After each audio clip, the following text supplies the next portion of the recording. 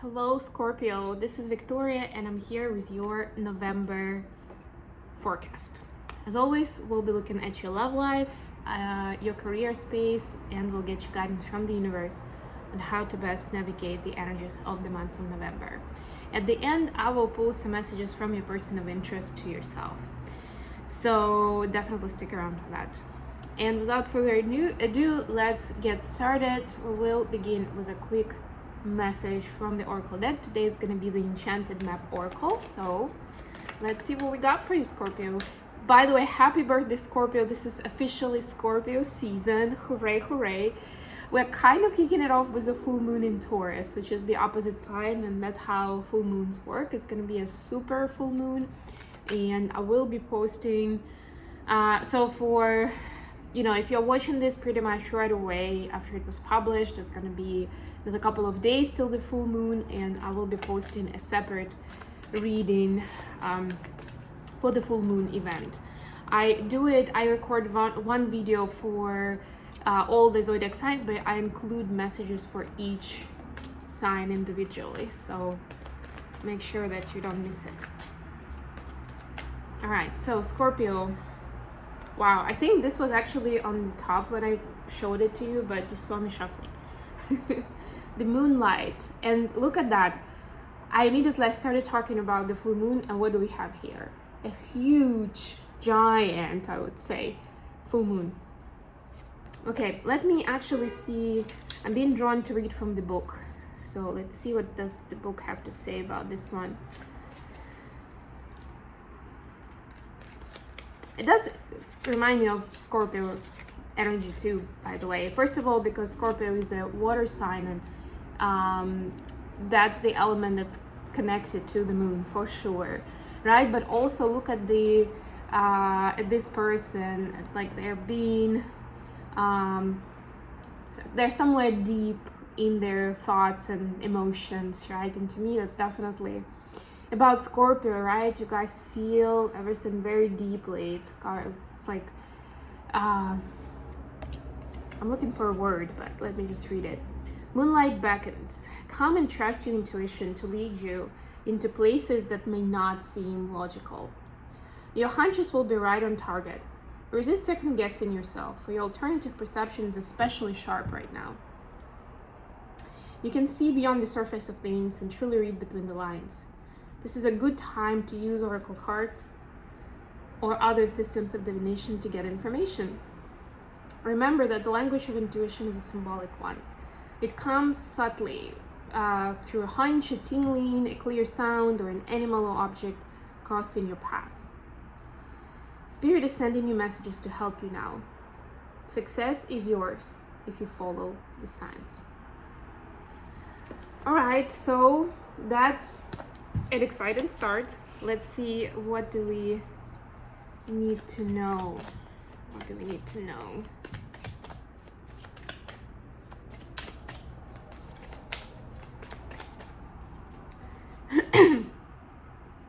For your love life and personal space, Two of Pentacles,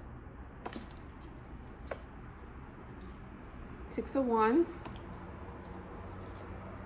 and the Ace of Wands. Okay. For your career and workspace, we have Seven of Pentacles, Two of Wands, and the Devil. Could be dealing with a Capricorn. And then finally, for the advice, we have the Wheel of Fortune. This is Sagittarius energy, Page of Wands, and Eight of Pentacles. Lots of Pentacles, lots of Wands. It's very interesting. It's a much more tangible, down to earth energy, which is very interesting for Scorpio. I was just telling you about the connection to water, right? And now we're like into action, into the physical, the practical, the tangible. Three of Swords at the bottom of the deck. And yeah, there could be some push, some kind of motivation to move forward, to take steps, coming from some kind of a negative experience of the past. Something that got you upset, that surprised you, in a negative way, broke your heart. But you know, heartbreak could have so many different origins. It doesn't just have to be a romantic heartbreak. So think of it, be open-minded when thinking about it that way, right? Like, even, I don't know, the government can break your heart if you thought that things were working a certain way, or there was some kind of order and discipline, or some kind of support that you were counting on, and then suddenly it stops, or it turns around on you, or it turns out that instead of getting support, you actually owe the government something along those lines, right? Like, even that could be a heartbreak. So yeah, but whatever happened in the past, it kind of prompted you that you need to start taking care of yourself, basically, right? And you, like, that was maybe a decent option to count on, or, you know, to be hopeful about. But even if it doesn't work out, you're going to be just as fine, and you'll come up with something else even better than that, right? And that's the mode that you're in now, remembering how brilliant you are. And then, you know, whatever you create for yourself is going to be 10 times better than what you're expecting from someone else, whether it's a person, an institution, or anything in between. I wanted to say, but it's an interesting phrase to use. Although this was a confirmation that maybe it is for some of you the case. Anyways, back to Pentacles and Wands. So Two of Pentacles, Six of Wands, and the Ace of Wands. Look at that passion. This is like the card of passion, desire, and yes, it could be sexual passion and desire. So maybe that's something that's relevant for you. But I would say for those of you who are in that space, just don't get too carried away by it, right? Like, make sure it's grounded. Make sure that you not necessarily take it slow, but that you don't kind of agree to change the course of your life overnight, something along those lines. Like, you don't want those drastic changes where, like, you meet someone and next day you run away to start a new life together. Like, that's gonna be the shadow side of this Ace of Wands card. So just, you know, be a little more mindful and grounded about it. That's the energy that's being present here, that it drives you at this time. With Two of Pentacles, there could be you trying, partly because of that failure in the past that we're just talking about, some kind of upsets and something that didn't work out. You are being cautious now about, like, how do you want to play it this time. And of course, this is personal space, so it could be romantic, it could be something with a friend, right? Even with a family member. It's like, okay, we've been through this before. Like, this person has given me all these promises before, and then they broke my heart. So now it's like being extra cautious before trusting them fully. But remember that, first of all, our energy changes, energy field changes, and at the very least you are in a different space right now, and there's a good chance that the other person is as well. If you're worried about repeating the same situation with the same person, if it's a different person altogether, then I mean, no comments, right? Like, you can't hold this person responsible for something else that happened with somebody else. But it's important that while you are thinking of what the success looks like, think of in this relationship. And yes, that's also something that can be tangibly quantified and measured. What does its success look like? For some of you, maybe you'll be defining your negotiables in a relationship to begin with, your values, right? Like, how do you define your boundaries? How do you make sure that the relationship works for you as much as it works for the other person? A little bit of self-reflection here. And yes, for some, I'm hearing that once you've done that work, you'll understand that this particular person is not really for you, or, you know, like, you don't really resonate with them. Like, they're not suddenly even that attractive anymore. But that had to be done, so you don't repeat the same karmic cycle that you did before.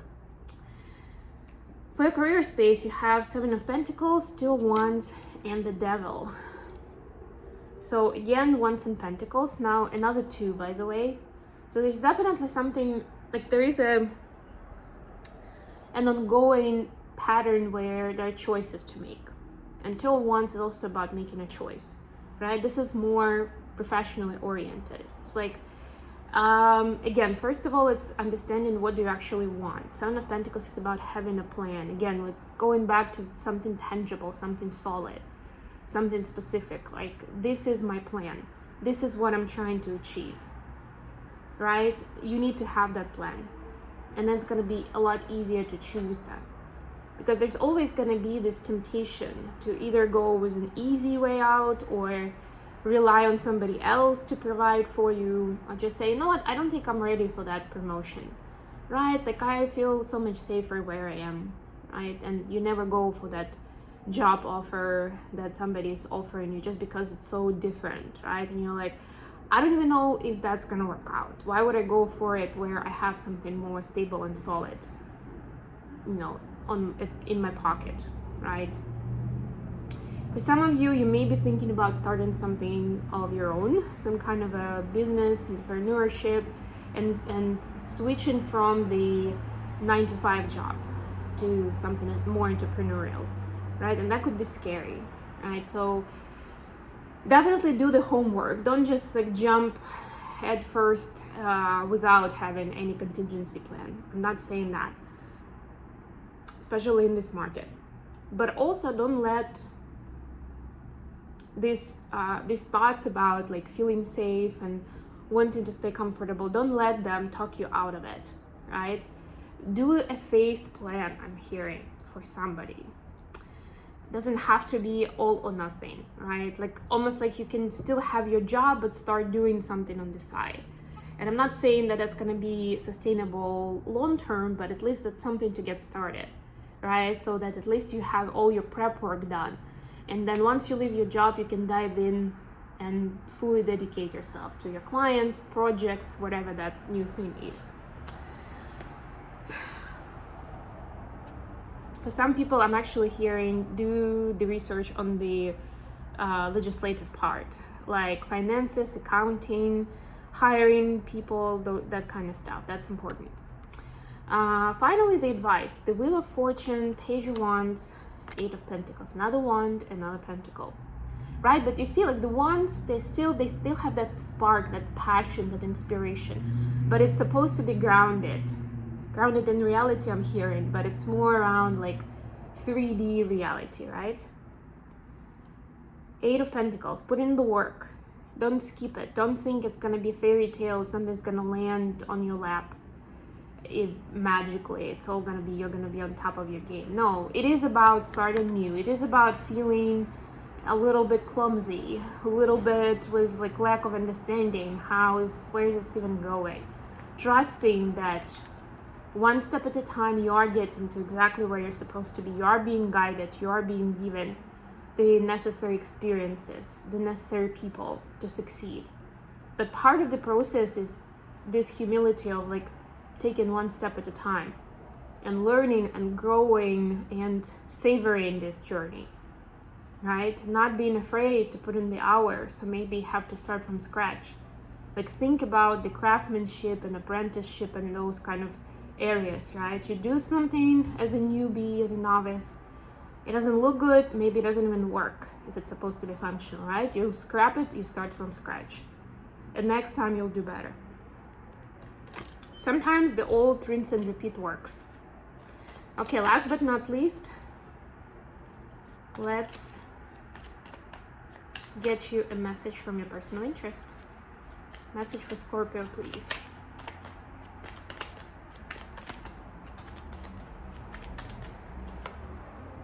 Look at that, Two of Wands.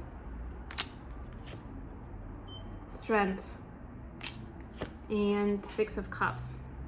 So it could be the person that you've known for a while, or it could be somebody who has an image of what a romantic couple is supposed to be like, and it's connected with their childhood, possibly something that they saw in their family, their parents. There is that image, and for some it would be the positive image, for some it would be a negative one, but we don't always know that. We don't always think of it that way. It exists on our subconscious level. Your person can definitely see how the two of you complement each other with the soft energy and the stronger, spikier energy, which by the way could be either way. I'm not even saying masculine or feminine here, not saying Scorpio is the other person, right? It can be in any combination. But there is something where your differences really complement each other. And guess what? Your person is also on the crossroads of making choices, big decisions in life. And I'm not saying that it has to be to do with you, but it's definitely something that will change their life, and that may impact how your relationship is going. So what I would say in the back of this for you, Scorpio, is that once you make your decision, this will pan out as well, one way or the other. There will be a revelation, there will be a reveal of, is this even for you or not? Is this gonna work out or not? You see how this is like, there's like synchronicity between you and this person where each of you has to make a choice. This speaks to your individual goals, dreams, and needs. And then it will be very clear whether you're actually on the same page, but you can't have each other talk, you can't be impacted by each other's choices directly. And part of it is probably going to be that you'll be making those choices without conversations, for one reason or another. It will just work out that way, that you'll come together and you'll be like, I have some news for you. And the other person will be, you know what, I do too.